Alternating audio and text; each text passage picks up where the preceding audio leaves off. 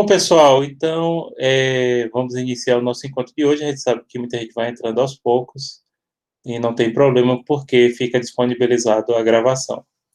Bem, gente, hoje o que é que eu quero destacar para vocês? Algumas coisas. Minha gente, vocês estão ouvindo o professor, que eu não tô, não? Vocês não estão escutando? Cadê? Eu tô ouvindo normal. Vamos lá. Rita falou. Quem foi que estava falando? Ívila? Ívila? Acho que ela saiu para entrar.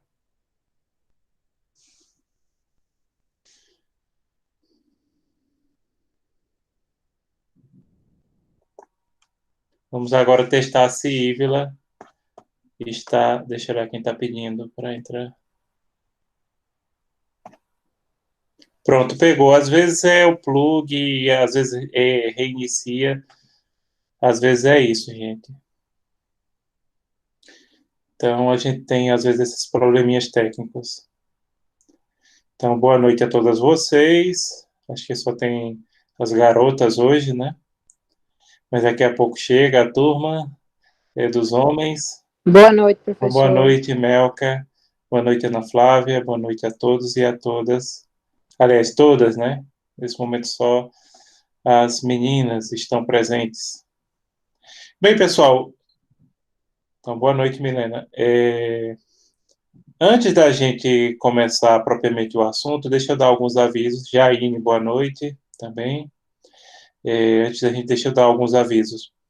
Pessoal, eu acho que a coordenação já falou em relação àquela questão de semana de estudos, enquanto não volta a gente a ter as aulas presenciais na SES, tem aquela questão de semana de estudo. A minha semana de estudo é semana que vem, cada professor definiu a sua. E aí, durante não tem aula ao vivo e eu não vou gravar vídeos com os assuntos, tá? O que é que eu vou passar? Eu vou passar algumas atividades para vocês fazerem. Primeira atividade que eu vou passar para vocês fazerem, mas essa vocês podem entregar com o tempo, podem entregar até o dia 1º de outubro. Vai ser um questionário, 10 questões sobre um artigo, vou passar esse artigo, eu ainda não escolhi o tema do artigo, até porque eu passei semestre passado, eu passei para vocês um artigo sobre justiça e transição e outro artigo sobre a China, né? Aí eu vou escolher esse final de semana um artigo. Aí esse artigo, mais 10 questões sobre ele, vale um ponto e vocês podem entregar até o dia 1º de outubro. Mas já vai estar disponível até semana que vem, tá? Outra coisa que eu vou passar, o estudo dirigido. Ou seja, eu vou pegar, que eu não tinha feito estudo dirigido semestre passado, eu vou testar para ver se, se funciona, porque é o seguinte, eu não estou gostando de deixar a aula gravada, eu gosto de dar aula ao vivo com vocês, assim, eu não gosto de dar aula, enquanto tiver a gente não for autorizado a gente retornar para a instituição, a gente vai ficar dando o conteúdo assim ao vivo, que tem uma interação muito melhor, né? Boa noite, Rafael. Então, eu vou passar um estudo dirigido, vou pegar os 2 primeiros pontos e vou colocar lá as leituras das páginas dos autores. Isso também é bom. Não, realmente, Mel, que é bom ao vivo. O pessoal gosta de live, né?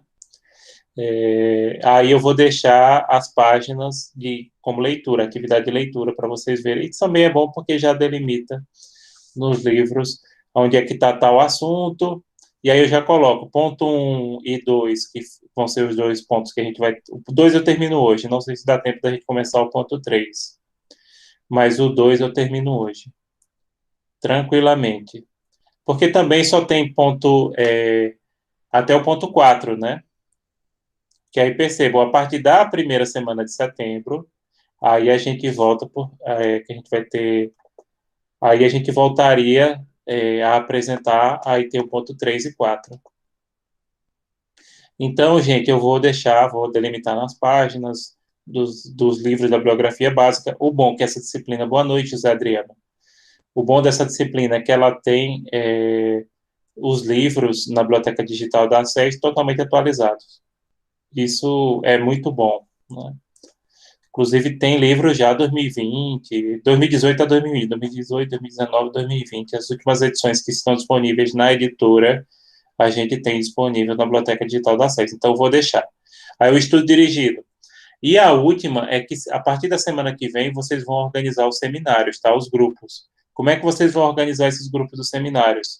A partir da semana que vem, pronto, eu vou marcar o horário. Vai ser dia 27, 19 horas, eu vou liberar a lista no Moodle. Já está pronta, só falta vocês poderem visualizar. Vocês não podem visualizar ainda.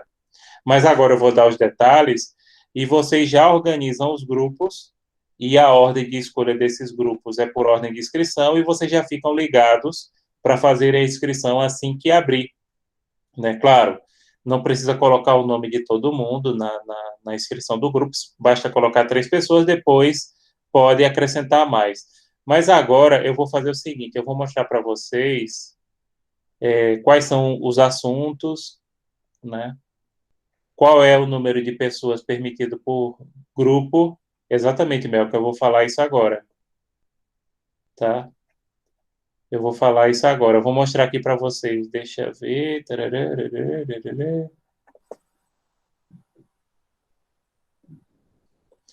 Cadê aqui? Resultado.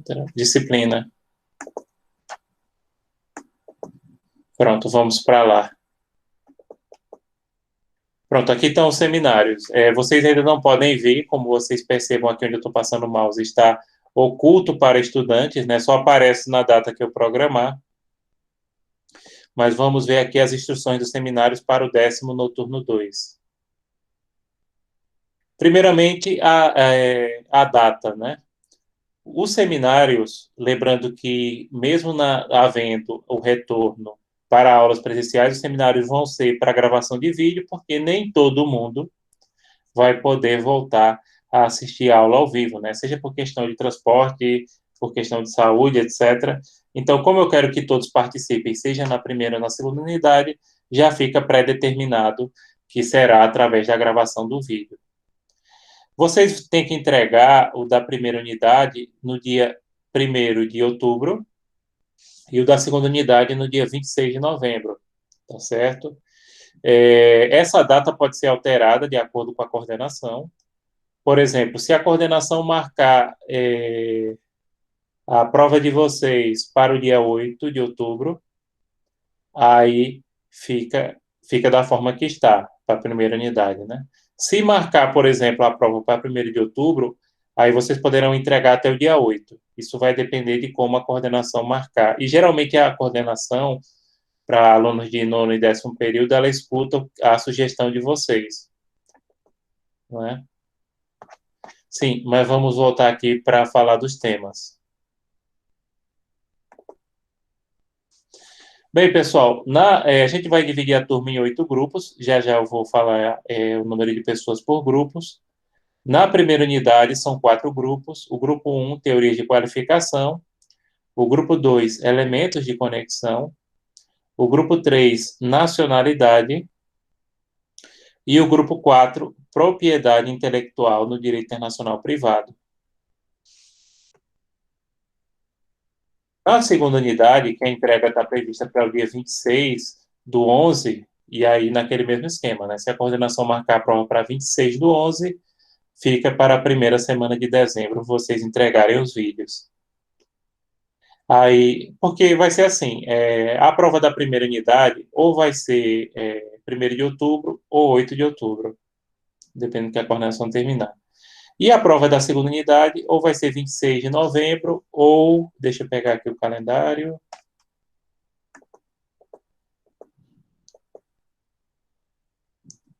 ou 3 de dezembro. Não tem outra data. E aí, o ponto 5, adoção internacional. O ponto 6, prestação de alimentos no direito internacional privado. O ponto 7, direito do consumidor na União Europeia. E o ponto 8, direito do trabalho no direito internacional privado. Esses assuntos vocês podem pesquisar na bibliografia. Por exemplo, Delommo, acho que desses assuntos ele só não fala direito do consumidor da União Europeia. Mas esse assunto direito do consumidor da União Europeia, vocês podem baixar no próprio site da União Europeia, inclusive em português.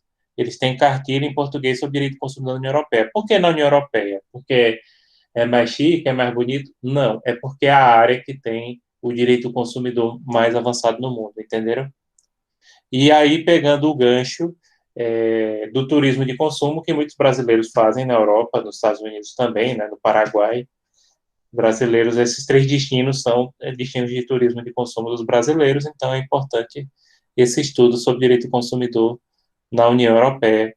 Né? Como eu disse, vocês podem procurar no site da União Europeia em português, claro, português de Portugal, mas dá para entender perfeitamente. Né? Então, aí, para alguém ver, onde é que eu acho esse assunto? O resto dos assuntos são mais fáceis. Né? A maioria dos livros de direito internacional privado aborda esses assuntos. Né? E aí, vamos falar, os grupos, pessoal, 6 a 8 estudantes, tá? Por favor, respeitem esse quantitativo. Lembrando que a participação é obrigatória para todos. Todos devem fazer na primeira ou na segunda unidade. E aí, a nota dos seminários é 5 pontos. Se algum aluno não fizer, na prova da segunda unidade vai ser descontada a nota, tá? Vai ser descontado 5 pontos que ele não fez. Mas todos devem participar. Sejam solidários. Eu sei que a turma de vocês teve um probleminha semestre passado em relação a grupos, que muitos queriam colocar um grupo muito pequeno. Então, eu coloquei aí de 6 a 8 estudantes por grupo. Por favor, estejam atentos. Aceitem os colegas, né? Sejam solidários, aceitem os colegas. Isso, professor. Sejam solidários e aceitem os colegas. Vocês estão encerrando o curso. Vocês estão encerrando o curso, né? Vocês estão no mesmo barco, literalmente. Então, aceitem os colegas, né? Para fazer. Os seminários vão ser através da gravação de um vídeo. O vídeo, como aconteceu no semestre passado, tem uma duração média de 10 minutos, sendo o mínimo de 8 e o máximo de 12. Média 10, com 2 minutos para menos ou para mais de tolerância, né? No mínimo, 3 integrantes devem falar no vídeo. Se todos quiserem falar, perfeito. Mas se vocês... não, para não ficar cada um falando assim 1 minuto, ou não, podem escolher 3, mas no mínimo 3. Mas se todos quiserem, ou outro número quiser falar, perfeito. O vídeo deve ser anexado aqui no Moodle, eu vou mostrar onde é que vocês vão anexar. Os formatos sugeridos, mas não obrigatórios, se dá através de gravação do PowerPoint ou do Google Meet. Escolham outra forma que vocês tiverem, isso é só sugerido, né? O nome dos componentes e o assunto do grupo deverá ser mencionado expressamente no vídeo, seja através de legenda, seja de forma falada, ou também de slides. Basta que um membro do grupo envie o arquivo, tá? Porque isso ficou bastante na dúvida semestre passado. E, inclusive, tinha grupos que todo mundo enviava. Não precisa não enviar. Basta que um membro envie. Claro, conferindo se está citado o nome de todos, mesmo aqueles que não apareceram, mas contribuíram de outra forma, né? A escolha da ordem dos grupos se dá através de comentário, né, onde eu vou mostrar onde é que vocês vão colocar.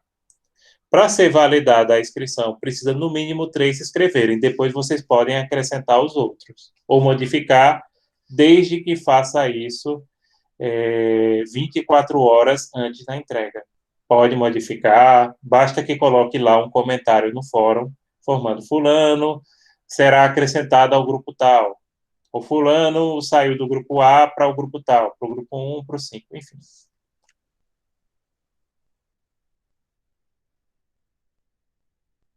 Eu vou mostrar, pronto, aqui no final, onde tem acrescentar um novo tópico de discussão, é aonde vocês vão colocar o nome do grupo. Aí coloquem o nome do grupo e dos componentes.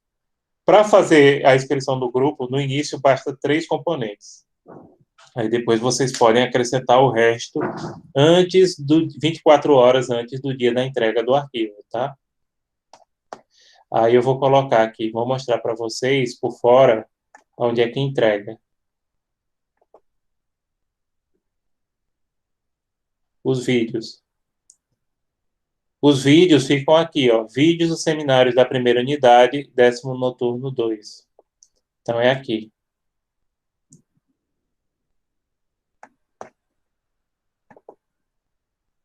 Aliás, tem que colocar isso. 10º noturno.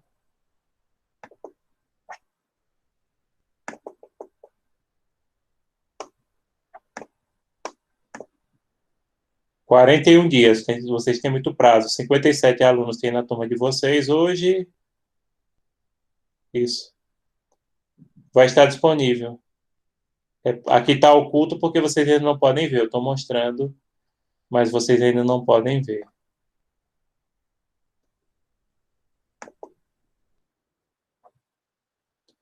Sim, José Adriano, no mesmo modelo. O tempo que Melka estava perguntando, ela viu, mas 10 minutos, tendo 2 minutos de tolerância para cima ou para baixo, ou seja, de 8 a 12. Essa é a faixa de tolerância. Não passe de jeito nenhum, viu, Som? Então, mínimo 8, máximo 12. Né? E não esqueçam, basta que um mande. Basta que um mande. E não esquecendo de mencionar os membros de todos os grupos. Podem colocar nos slides o nome dos membros, podem colocar na legenda, podem escrever da forma que vocês quiserem. Mais alguma pergunta sobre seminários? Lembrando, a ordem de escolha é a ordem de inscrição. Vai estar disponível semana que vem, dia 27, a partir de 7 da noite. Aí vocês se inscrevem.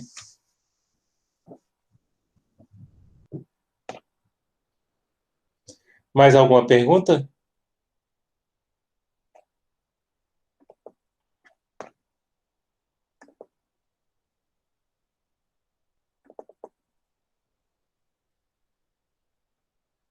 Enquanto isso, eu abro aqui.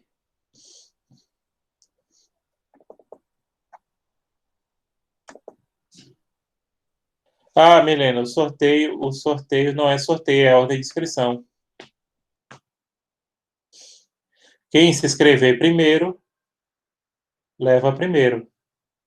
Por isso que eu já estou avisando hoje que semana que vem, 7 da noite, já está lá digitado, só vai aparecer para vocês.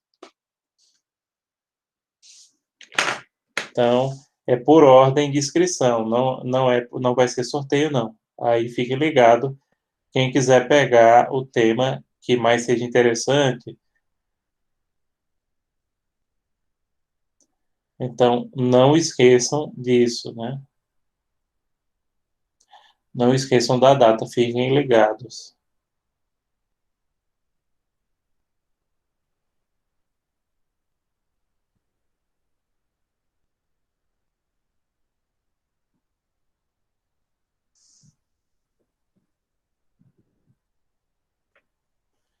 Pronto, então tá certo. Então vamos começar a exposição de hoje, tá certo? Se vocês não tiverem mais perguntas sobre seminários. Aí lembrando, só basta se inscrever no seminário dos 8 disponíveis, ou na primeira ou na segunda, não precisa escrever nas duas. Exatamente, Milena. Semana que vem, a partir das 7 da noite. Porque semana que vem é o meu dia da aula invertida. Entenderam? Aí eu vou deixar 3 atividades. O artigo, para vocês entregarem até o dia, o artigo com o questionário para entregar até 1º de outubro. O estudo dirigido, que eu vou testar essa metodologia que eu não tinha aplicado, eu estava fazendo vídeo, mas eu percebi que os alunos não gostam de assistir vídeo, só gostam de assistir as lives, né? Enquanto a gente está nesse sistema assim. E vai ter essa questão dos seminários para vocês organizarem. Certo?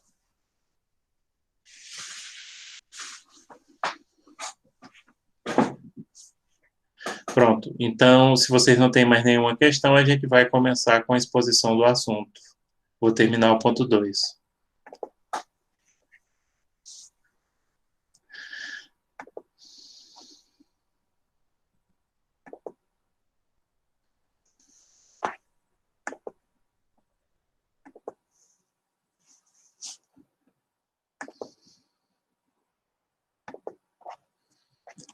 Pronto. O ponto 2, eu tinha dado... deixa eu colocar aqui para apresentação, para a fonte ficar maior, para vocês verem. Pessoal, não esqueçam o seguinte, quando eu estiver com a tela do computador assim, eu não consigo ver o chat, portanto, se alguém quiser perguntar alguma coisa, pergunte através do áudio ou peça para algum colega ler, caso o áudio do computador ou do celular estiver com problema. Que quando está assim nesse formato de apresentação, eu não vejo. Eu só vejo se tiver assim. Aí eu vejo o chat. Se não tiver assim, eu não vejo.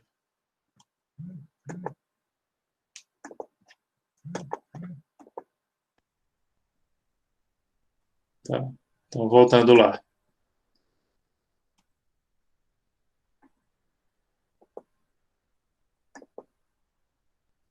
Então, ponto 2, fontes do direito internacional privado. Esse assunto a gente já tinha dado o primeiro slide, que tinha apresentado as fontes internas e externas, né? Fontes internas são relativas ao direito nacional ou ao direito estrangeiro. Aliás, perdão, são relativas ao direito nacional, enquanto que as fontes externas são relativas ao direito estrangeiro ou ao direito internacional público. E existem fontes do direito internacional privado que tanto podem ser internas quanto externas. Delommo, ele coloca a seguinte classificação, isso é só a gente dando uma revisada no assunto, ele coloca a seguinte classificação para a ordem das fontes de direito internacional privado. Primeiro, a lei. Segundo, tratados. Terceiro, doutrina. Quarto, jurisprudência. E quinto, costumes. Então, essa é a ordem gradativa e hierárquica do mais importante para o menos importante em relação às fontes. Percebam que em relação ao direito internacional público, se vocês lembrarem do semestre passado, é um pouco diferente, porque, por exemplo, lei, e essa é a legislação interna de cada país, não é fonte do direito internacional público. É só do privado.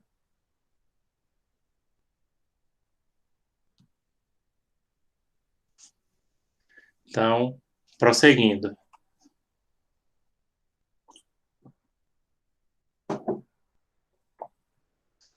Bem, pessoal, a lei interna é a principal fonte do direito internacional privado no Brasil e na maioria dos países.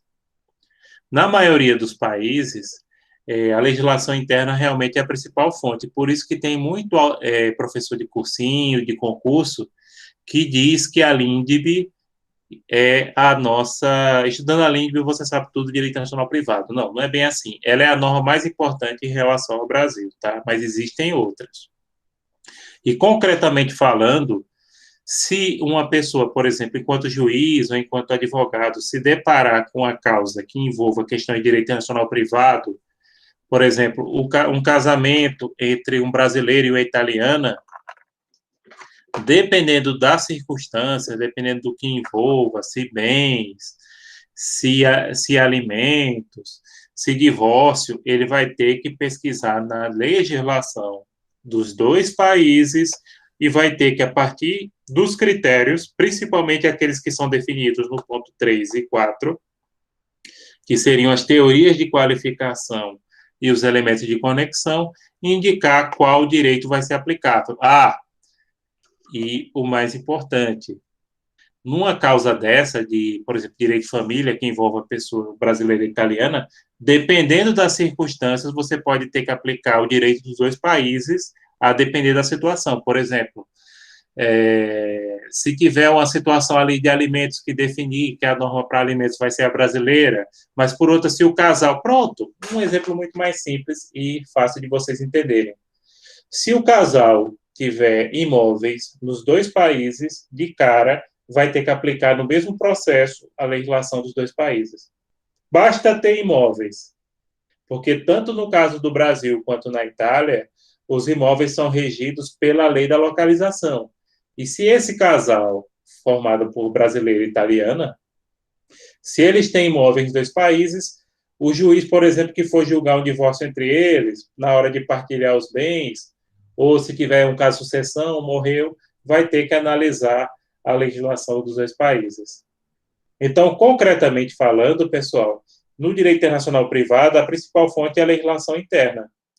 Não só a LINDB. A LINDB é a principal fonte da legislação interna brasileira. Mas, por exemplo, outras normas de direito privado, principalmente no Código Civil, né? No caso do Brasil, o Código Civil unificou o direito civil empresarial, aliás, não unificou o direito, unificou o código, unificou a legislação. Principais fontes legislativas internas no Brasil. A primeira delas é a Lei de Introdução às Normas de Direito Brasileiro, a famosa LINDB, que é a Lei número 12.376/2010, que é chamada antigamente de Lei de Introdução ao Código Civil, a LIC. Essa legislação, pessoal, a LINDB, a antiga LIC, na verdade, é um decreto-lei dos anos 40. Pelo menos 80% dela é esse decreto-lei dos anos 40. Houve algumas modificações, mas vamos dizer que 80% eu não calculei, mas acho que é por aí. 80% dela é texto original da década de 40. Essa legislação é uma legislação muito boa, é uma lei muito bem escrita, data daquela época do Estado Novo de Getúlio Vargas, né?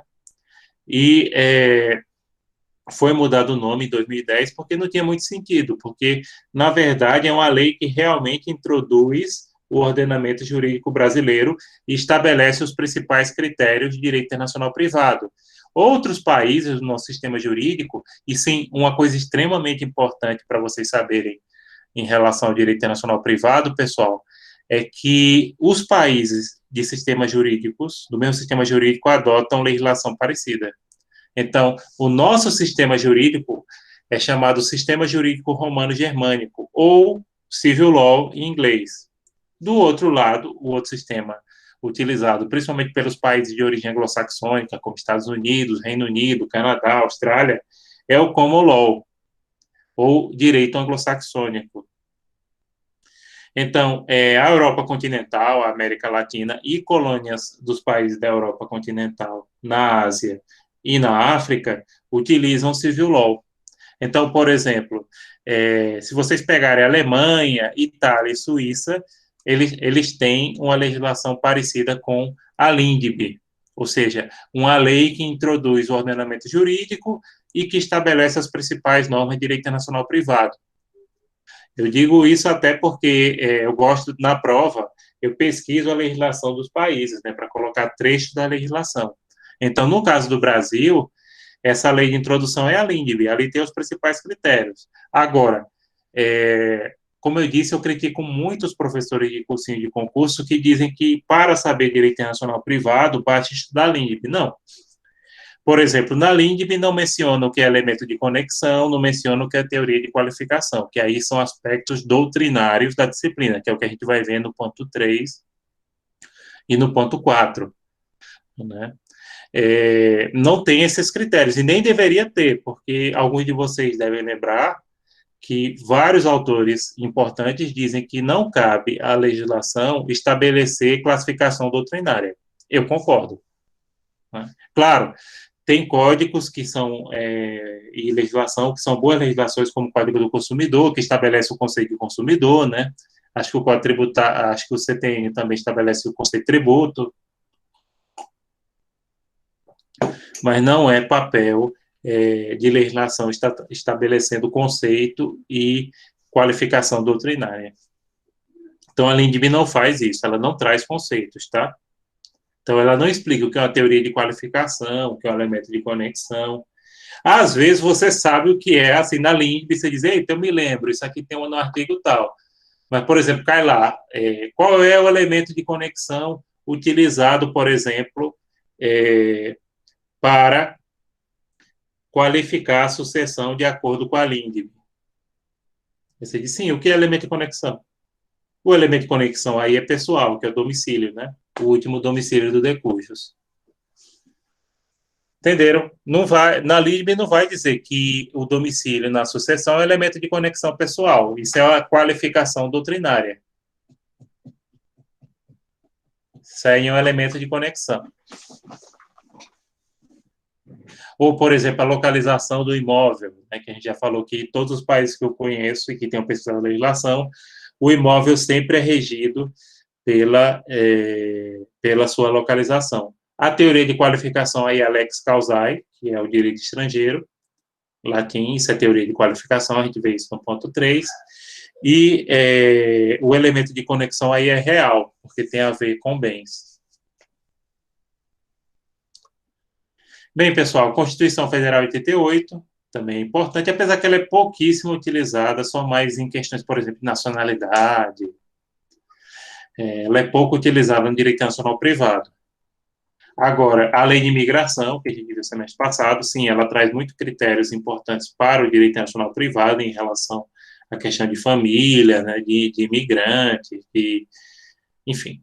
É a Lei 13.445 de 2017, que a gente estudou bastante semestre passado e continua estudando, viu?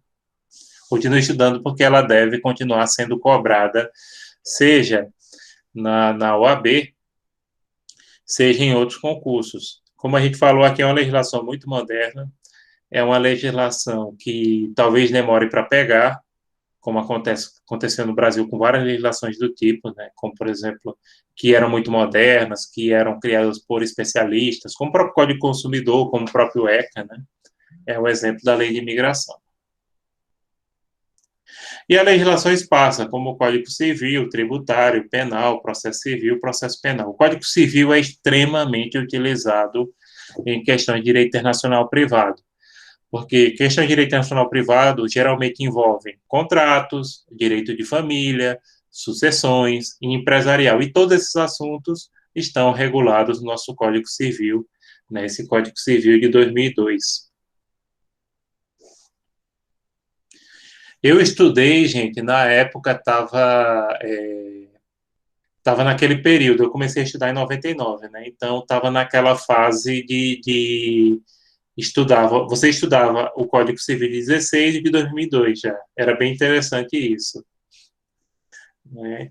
Por exemplo, o Código Civil de 16, vocês sabem, a maioridade civil era com 21 anos. Inclusive, eu fui considerado maior durante a vigência do Código de 16.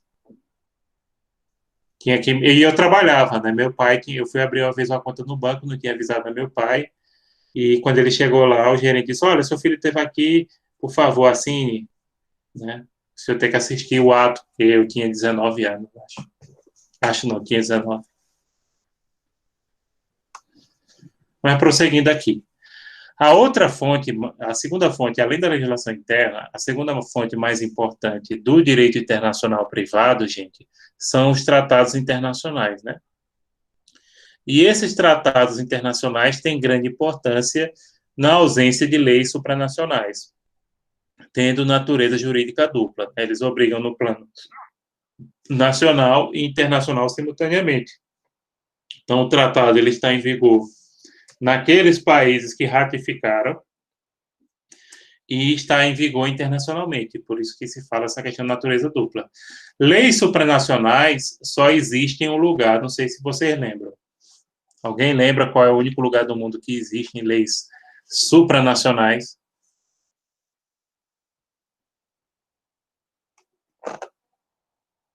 União Europeia, gente. Isso aí tem a ver com o direito comunitário, que também, evidentemente, pode ser fonte do direito internacional privado. O direito comunitário é o ordenamento jurídico da União Europeia, formado não só, mas também por leis supranacionais, ou seja, que estão vigentes dentro do espaço europeu, e as normas do direito comunitário europeu, elas, dentro da sua competência, porque também a competência não é limitada, né, elas podem revogar dispositivos constitucionais e estão acima da Constituição, a não ser em relação a cláusulas pétreas, mas é sempre dentro da sua competência, né? O direito comunitário, ele não abrange tudo, ele abrange aquilo que é de sua competência, e competência em áreas muito sensíveis, né, como, por exemplo, educação. Acho que vocês sabem que pronto, isso é uma questão de direito nacional privado, inclusive, né?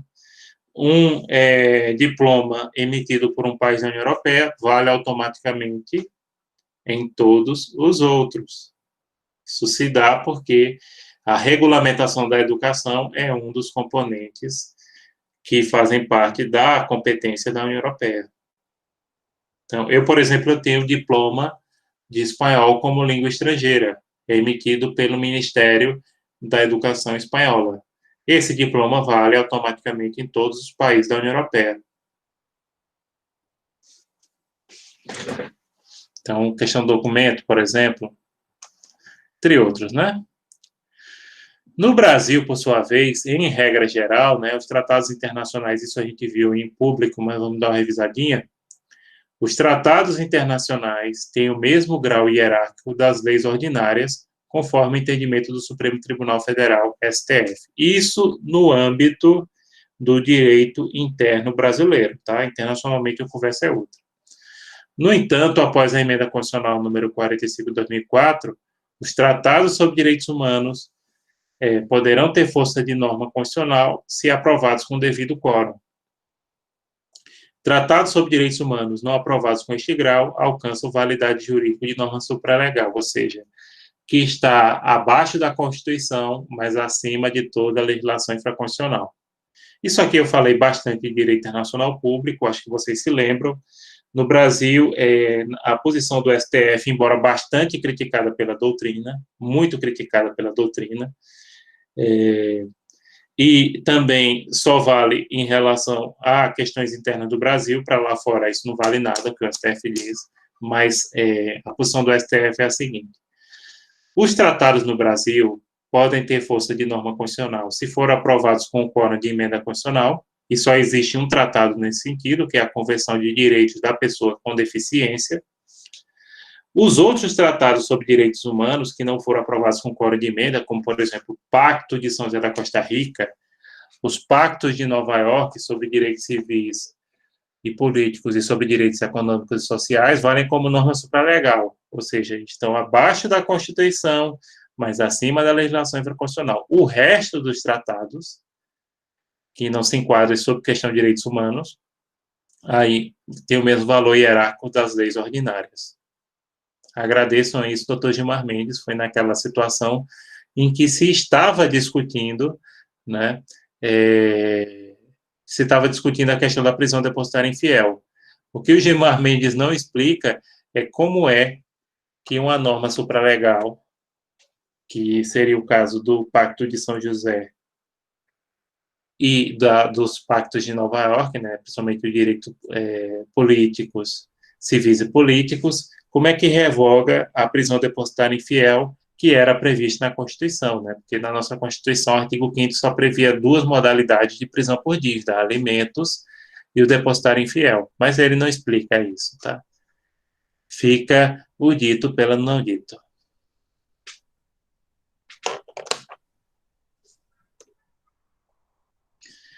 Exemplo de relevantes tratados para o Brasil no direito internacional privado, entre outros países. Isso aqui são tratados que eu vou citar, que o Brasil ratificou, né, e que são da área de direito internacional privado. O Código de Direito Internacional Privado, que é o Código Bustamante de 1928, esse serviu de modelo, inclusive, para várias disposições da LINIB que ele repete, né? É o Código de Direito Internacional Privado, promovido na época pela União Pan-Americana, que depois deu origem à OEA. Chama Bustamante, que inclusive tinha uma aluna de RI, que eu achava muito engraçado. Toda vez que eu falava Código Bustamante nas aulas, ela morria de rir, porque ela era fã do RBD, do Rebelde. Aí tinha um personagem lá que era Diego Bustamante. Ela perguntou: professor, tem alguma coisa a ver? Eu digo: não, minha querida, não tem nada a ver, não. Esse Bustamante aqui era um jurista de Cuba que fez o projeto desse tratado. Chama código, mas é um tratado, reparem. É o Código de Direito Internacional Privado das Nações Pan-Americanas. Está em vigor até hoje. E serviu de inspiração para a legislação de direito internacional privado de muitos países, inclusive a própria LINDB, né, que na época chamava LIC e foi criada em 1943. O Estatuto Orgânico do Instituto Internacional para a Unificação do Direito Internacional Privado, de Roma, que é o chamado UNIDROIT de 1940, o Brasil também ratificou, né? Existe essa entidade, essa organização internacional chamada UNIDROIT, que é criada para padronizar as normas de direito internacional privado. Ela também trabalha muito com contratos. A Convenção sobre Prestação de Alimentos no Estrangeiro, de 1956. Eu não sei se vocês sabem isso, talvez aqueles que gostem de direito de família, que a execução de alimentos e a concessão de alimentos no estrangeiro, ela é facilitada por uma convenção, inclusive não precisa homologar, passar, o processo para a execução de alimentos no estrangeiro é muito mais facilitado do que, uma homologação de sentença feita, por exemplo, para outro fim. Então, segue um procedimento especial, tem uma página no Ministério da Justiça, vou até colocar aqui, deixa eu voltar aqui.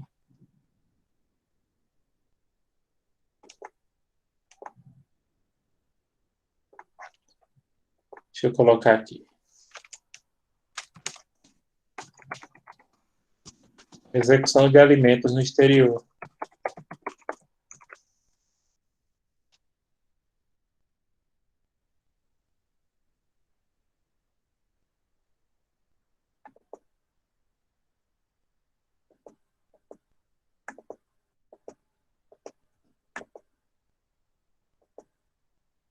Eles têm uma página na internet que explica como é que é encaminhado essa questão dessa convenção, né? Eu vou colocar aqui no site do Ministério da Justiça, explica como é que você pode fazer isso, que muita gente não sabe. Eu vou colocar no chat, tá? Se depois vocês quiserem baixar, fiquem à vontade.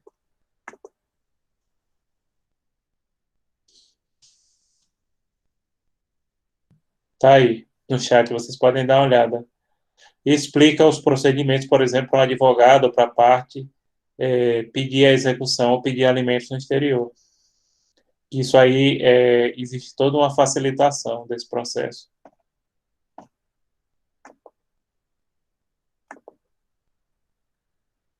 Pronto, deixa eu voltar agora.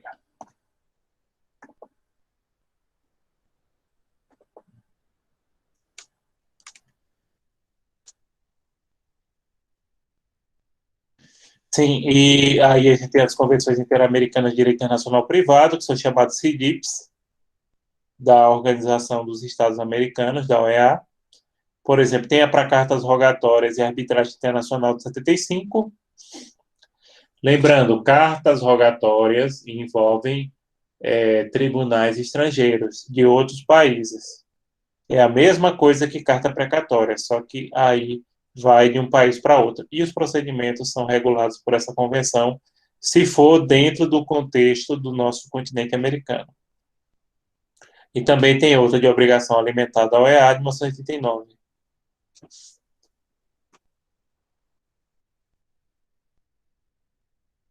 Bem, pessoal, dando prosseguimento aqui, a doutrina possui grande importância como fonte, né, sendo utilizada principalmente na omissão das leis e tratados. A doutrina é formada pela obra dos principais autores, né, no Brasil. O melhor autor de direito internacional privado era o Irineu Strenger. Ele já faleceu. Ele tinha um livro muito bom. O livro dele esgotava o assunto, embora a linguagem não fosse muito atrativa, mas ele morreu e aí não vem atualizando a obra dele.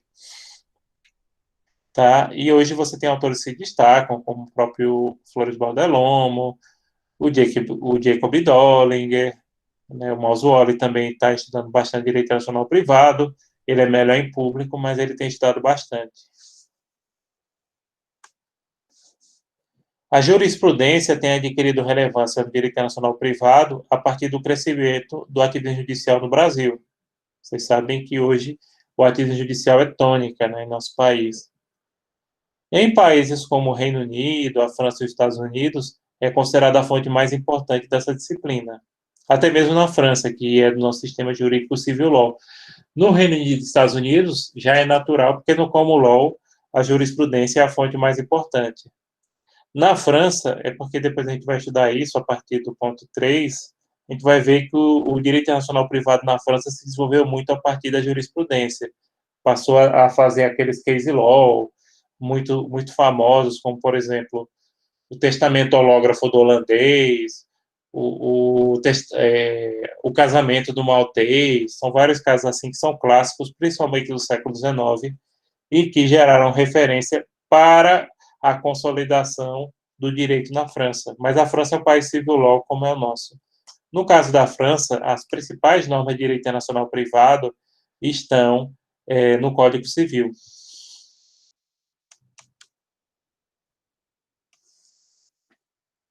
O valor dos costumes como fonte jurídica varia conforme o país. Nos países também de common law se dá muito valor aos costumes. E lembrando, para o direito internacional público, os costumes são extremamente importantes. Extremamente importantes. No caso do Brasil, esses costumes só se aplicam na falta ou omissão das leis e tratados, porque os costumes estão, no caso do Brasil, usados como fontes auxiliares. Bem, encerrando o ponto 2, a gente tem as referências, né? Que seria, por exemplo, o autor que eu considero mais completo é o Florisbal Delorme, atualizado por Augusto Jäger Jr. Mas também vocês podem usar o livro de Jacob Dorigen, principalmente nessa parte inicial, ele é muito bom, atualizado pela professora Carmen Tiburcio, tem o livro de 2020, e o livro do Mauzuoli, de 2019, Curso de Direito Nacional Privado, a 4ª edição. Não é o mesmo de público, é outro livro que ele fez. Não é tão bom quanto o de público, mas é um bom livro, dá para estudar por ele. E pronto, pessoal, encerrei o ponto 2.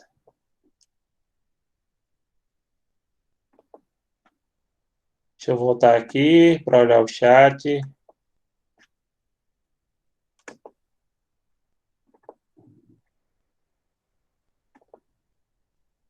A gente vai começar o ponto 3 hoje também? Eu não acho necessário a gente começar o ponto 3 hoje e a gente encerrou o 2 porque só vai até o ponto 4, entendeu? O assunto dessa disciplina é bem menor do que público. Então, eu não acho necessário a gente começar o ponto 3, não. Vou deixar para começar quando a gente tiver a nossa próxima aula ao vivo, no dia 3. Porque semana que vem, como eu disse, é a minha semana para fazer os estudos individualizados. Inclusive, eu vou terminar, pronto, vai ter um evento do Comped, que eu vou organizar um artigo para ver se eu mando para o Comped. Então, eu vou estar a semana fazendo isso. Também tem TCC para corrigir, de alunos que vão depositar agora. Então, eu vou ficar envolvido mais nisso, né? E aí, eu não acho necessário a gente começar o ponto 3. Dá tranquilamente na primeira semana de setembro, a gente passar para vocês o ponto 3, sem precisar começar, tá? Então, eu não vou prosseguir, não. Aí, lembrando aí, para quem chegou por último, semana que vem eu vou deixar um roteiro de estudos dos 2 primeiros pontos e vou deixar um exercício referente ao artigo. Esse exercício, se vocês não quiserem fazer semana que vem, vocês podem entregar até o dia 1º de outubro. Esse exercício, ele soma um ponto extra, porque lembrando, cada exercício de fixação, ele vale meio ponto. Aí são 4, né, na primeira unidade. Então, você tem 2 pontos, se vocês fizerem todos, e mais um ponto desse exercício que eu vou deixar do artigo, que são 10 questões. Os outros são 5 questões cada. E também, semana que vem, pessoal, eu vou disponibilizar, como eu estava falando aqui, a questão dos seminários para vocês se inscreverem, tá? A partir do dia 27, às 7 horas, vocês podem se inscrever. As instruções a gente passou aqui para vocês. E vocês podem ver isso aqui. Né? Vocês podem ver isso no Moodle. Né? No Moodle lá vai estar presente a partir da semana que vem. Então é isso. Alguém tem mais alguma pergunta? Não, professor. Pronto, então não é necessário a gente começar o ponto 3 hoje, a gente pode começar daqui a 15 dias, e obrigado pela presença de vocês e boa noite. né? Vou ficar aqui até 7 horas, até 8, caso alguém apareça para quiser assinalar a presença, apesar que isso não é nem tão importante, porque eu mudo ou eu tenho como conferir se o aluno ele visualizou depois, né? Mas aí eu fico aqui, tá certo, gente? Então, obrigado e até a próxima.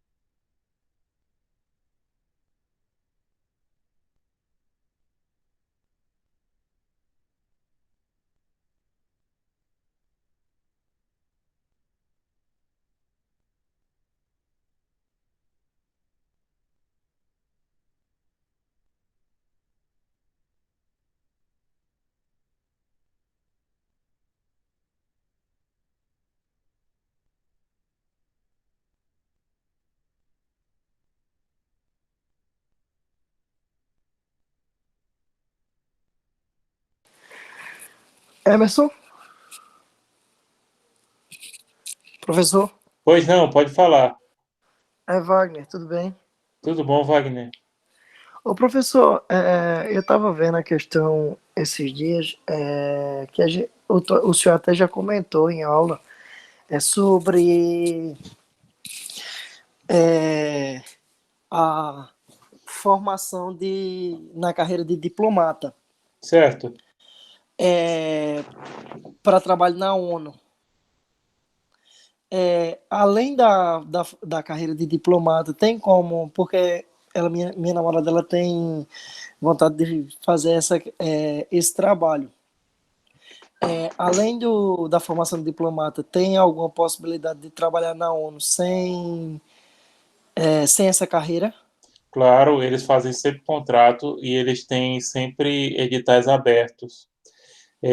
Pode entrar no site da ONU Brasil e lá tem as informações sobre vagas. Pode procurar no Google. Eles fazem contratos assim, eles colocam o perfil da pessoa, entendeu o que eles querem contratar. Eles fazem processo de seleção simplificada, Tô entendendo. Ah, então era isso, porque eu tava vendo com entendeu? ela a Não questão da precisa fazer prova. o concurso da diplomacia. O concurso da diplomacia é tão complexo quanto o concurso para juiz ou promotor. É um concurso que você tem que investir uns 2 anos da tua vida estudando. É um concurso muito bom. O salário inicial da carreira está R$ 19.000. Tem um concurso todo ano. Esse ano saiu 25 vagas. Foi prorrogada a data da prova devido à pandemia. Mas ele sai todo ano a inscrição, entendeu? Tô Agora, entendendo. o concurso de diplomata, para o camarada fazer esse concurso, tem que investir, fazer não, para poder ter competição. Para fazer, você pode se inscrever. Escreve hoje, faz hoje mesmo, sem estudar. Exatamente, mas assim, para o cara ficar competitivo, ele tem que estudar uns 2 anos, tem bons cursinhos. Pronto, o melhor cursinho é o Clio, que agora a Damásio comprou, né? Uhum. Esse cursinho Clio era independente, que chamou Barão, não sei o quê. É o Clio, é o melhor. E tá não é muito baratinho, não, viu? Porque eu tava vendo, a prova é bem complicada, né? Além de ter ela igual uma OAB, né? A primeira fase é fechada, a segunda fase é aberta, sendo É, que envolve outras línguas também, né? Se eu não me engano, é inglês, espanhol e francês. isso. Na primeira prova eu fiz, eu só cheguei à primeira, caiu inglês e português. A prova de inglês não estava tão difícil, não, de português estava mais. O que eu achei difícil foi a parte de economia, que só caiu o cálculo. Aí a gente não viu cálculo em economia, aí eu peguei ponto de corte. Na época era a CESP, e agora não é mais a CESP que está fazendo, não, é outra empresa. Na época que o senhor fez uma questão errada, anulava uma certa, era? É isso. Mas, assim, eu peguei ponto de corte economia. Em português eu passei, em inglês a prova estava mais fácil do que de português. Quem tem o inglês intermediário passava, como é o meu caso, né? Passava tranquilo. Mas, sim, aí como eu estou dizendo, inclusive, eles têm concurso, concurso não, seleção simplificada, a UNO faz. Ela não faz concurso assim, para efetivar, entendeu? Ela faz contratos de 1, 2, 3, 4 anos, depende. Tô entendendo. Mas tem muitas vagas. Se você olhar, entrar no site da ONU Brasil agora, você vai ver lá que e eles estão sempre abrindo vagas. O perfil varia. Varia caso a caso, né? Do que Isso, eles mas precisam. assim, tem que estar sempre de olho lá, porque eles abrem direto, sempre tem vaga aberta.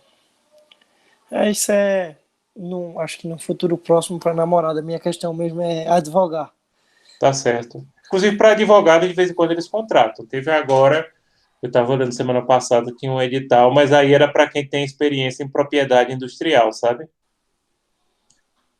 Mas um dos requisitos aí era ter OAB, etc. Eles contratam para prestar serviço, para análise de questão de propriedade industrial.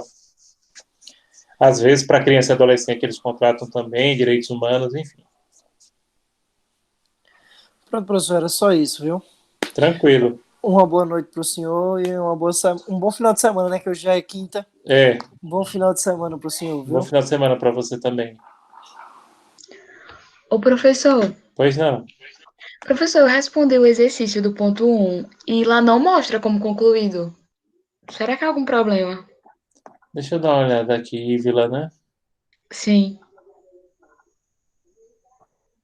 Vamos ver se eu consigo ver.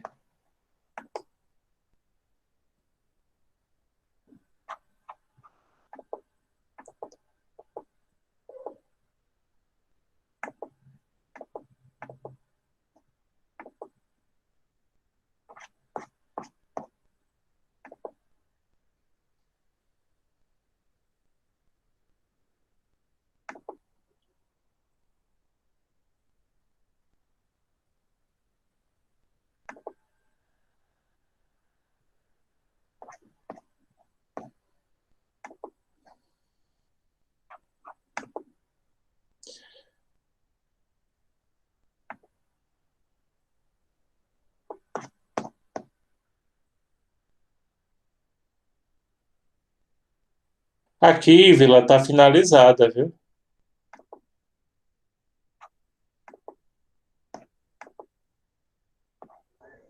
É porque naquele quadradinho que vai mostrando o progresso, não tá mostrando. Mostra que eu não concluí. Assim, para mim, que é o que interessa, né? Para Sim. mim, tá como finalizado. Deixa eu lhe mostrar aqui.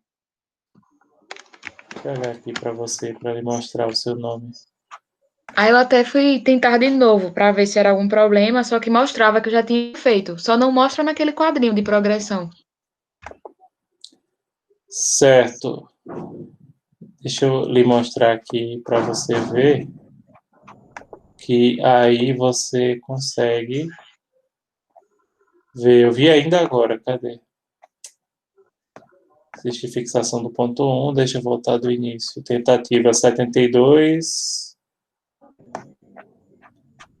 turma noturno 2, tal.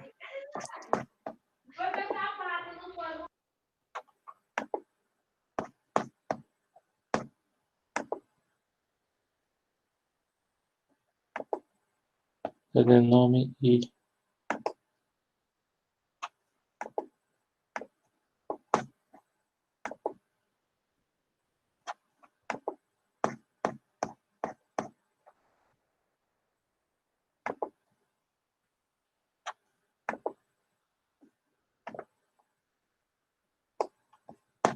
Pronto, cadê? Ívila, você tá aí ainda? Tô sim. Eu vou lhe mostrar aqui, cadê? Exercício de fixação ponto 1.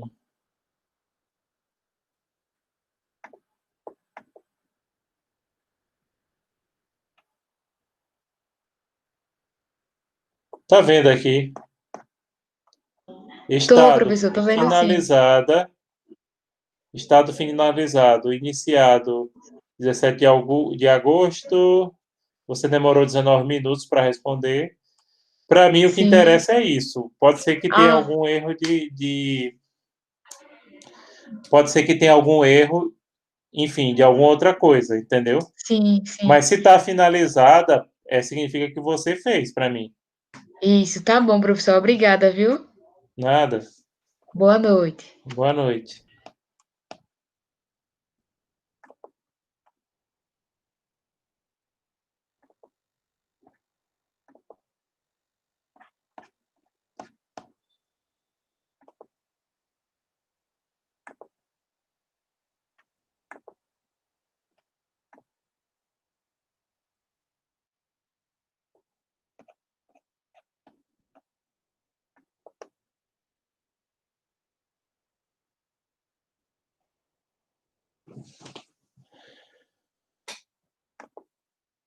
Pronto, pessoal. Boa noite.